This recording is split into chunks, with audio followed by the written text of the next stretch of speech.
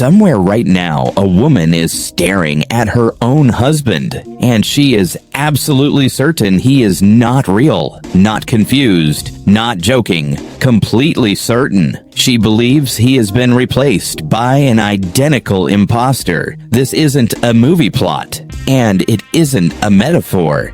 It's a real neurological condition called Capgras Delusion, and it forces us to ask a terrifying question. What if your brain could lie to you this convincingly, and you'd never know?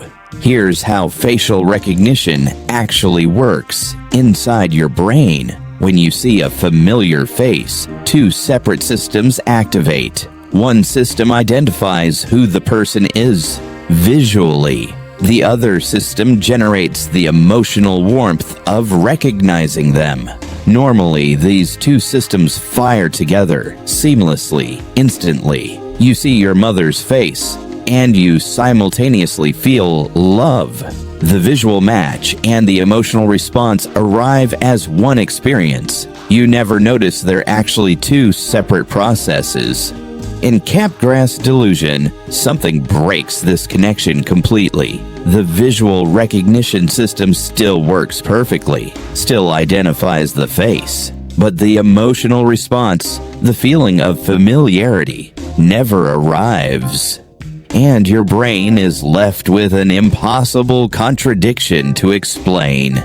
This is where the delusion becomes almost logical. Your brain reasons, this face looks exactly like my husband, but I feel absolutely nothing. No warmth, no connection, no recognition. Therefore, this cannot actually be my husband. It must be an imposter wearing an identical face. Your brain isn't malfunctioning randomly. It's solving a puzzle with broken pieces, and the conclusion it reaches, however bizarre, feels completely rational to the patient. This is what makes Capgras so disturbing to witness. The condition was first documented in 1923 by French psychiatrists. Joseph Capgras and Jean Rebu-Lachaud described a woman with this exact belief. She insisted her husband, her children, even her neighbors had all been replaced, not by aliens or monsters, but by perfect physical doubles. For decades, this was treated purely as a psychiatric curiosity, filed away as bizarre, rare, and largely unexplainable.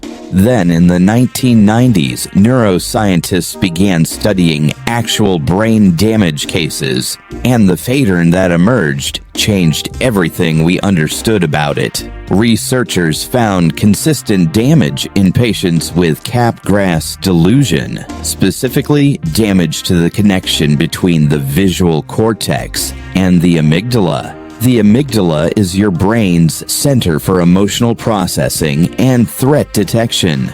Without that connection, faces become visually accurate but emotionally empty. In 2000, neuroscientists Hawden Ellis and Andrew Young proposed a groundbreaking model. They suggested Capgras delusion is essentially the mirror opposite of prosopagnosia. Prosopagnosia, or face blindness, is when you can't visually recognize faces at all, but the emotional response still works, so a voice or context feels familiar.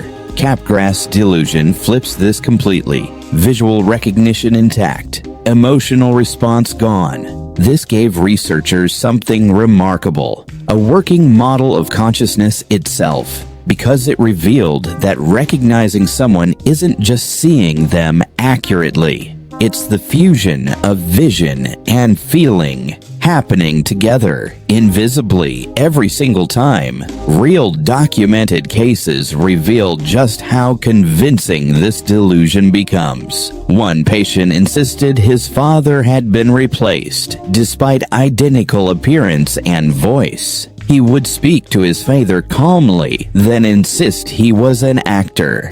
In several tragic cases, patients have harmed the person they believed was an imposter. This is not a symptom of unkindness or confusion in the traditional sense. The certainty patients feel is total. indistinguishable from any belief you or I hold. Imagine being completely convinced of something false, with zero ability to doubt it.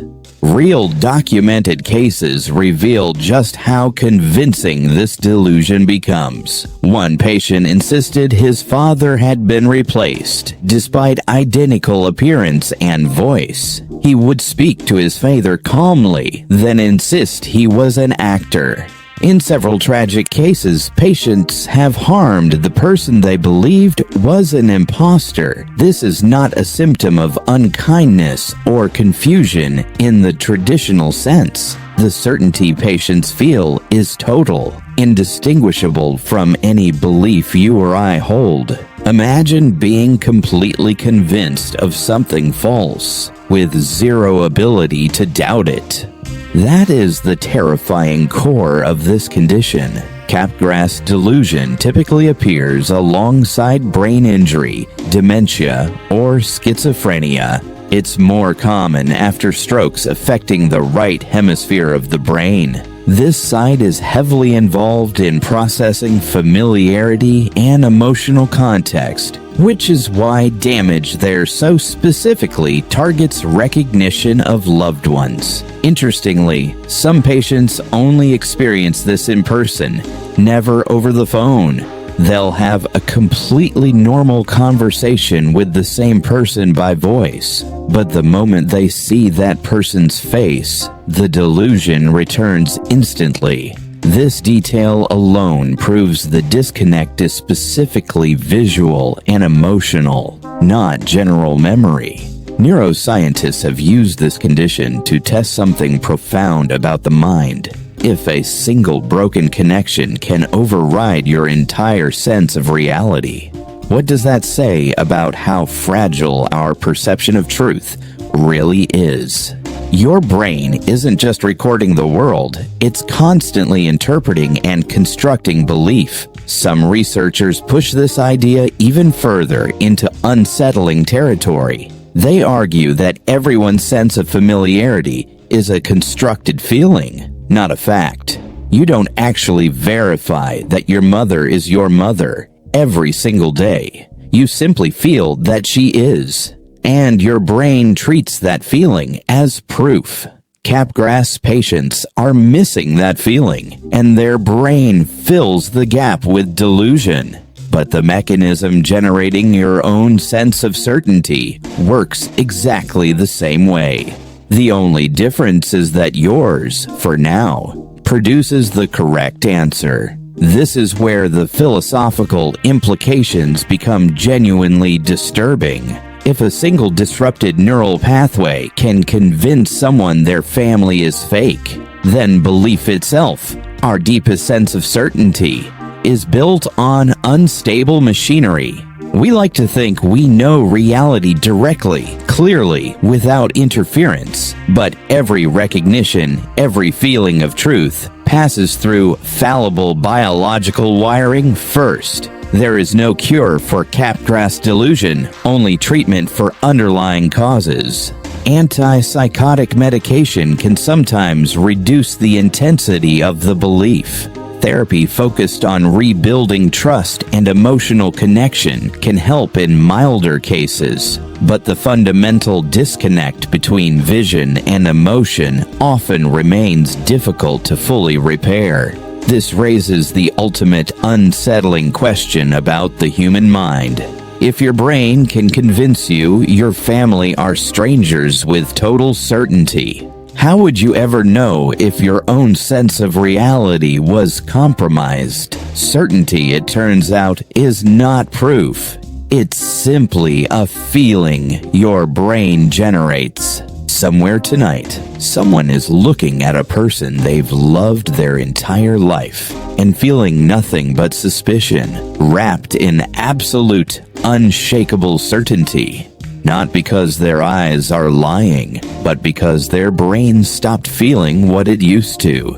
And there is no way from the inside to know the difference. If this disorder unsettles you, it should, because it proves that reality, as you experience it, is a construction built from fragile connections that can break silently without warning. And when they do, the world doesn't look wrong. It simply feels wrong. Your brain has convinced you of things your entire life without ever telling you.